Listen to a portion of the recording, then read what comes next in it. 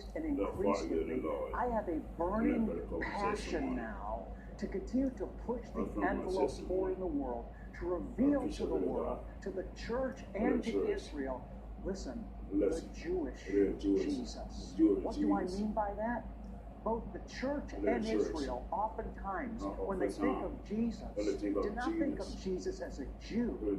They look at him as a Gentile. In fact, there's been concerted efforts in the early days of the church that actually tried to strip Jesus and the New Testament documents of their Jewishness. Let me give you a specific example of that. In the book of Acts, chapter 12, verse 4, in the original Greek language, the word Pescha is used, which literally means Passover. But what do the King James Version translators do? They literally change the meaning of the document, the original historical manuscript, to say instead Easter. In other words, rather than calling it Passover, which is literally what the word Pescha means, which is in the original document, instead they changed Passover to Easter. Easter, as many of you know, is totally pagan.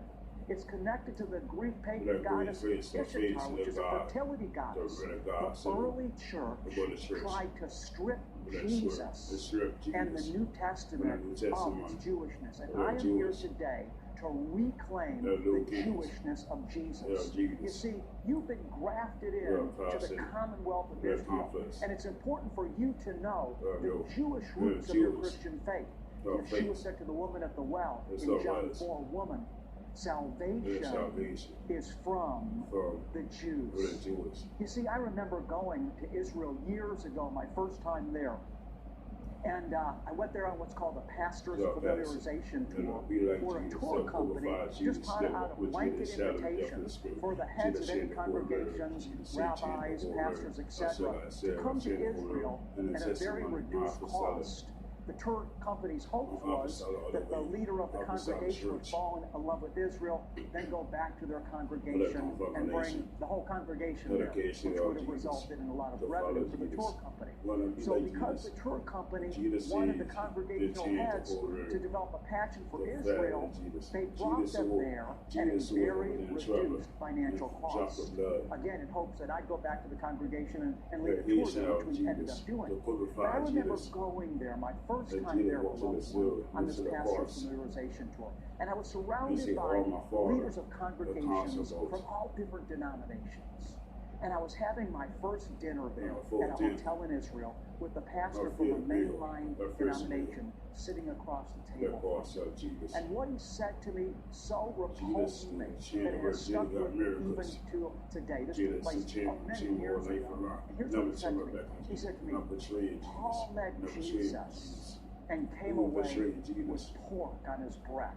I mean, what a repulsive, inaccurate, obnoxious thing for him to say to me. But it was an arrogant comment that was trying to push Judaism and Jewishness out of everything. And you know what? There are many people in the church that are still carrying that sentiment in their hearts today. And not only that, but when Jewish people, both in America, in Israel, and other parts of the earth, when they think of Jesus, they don't think of Jesus as a Jewish thing. They look at Jesus as the God of the Gentiles.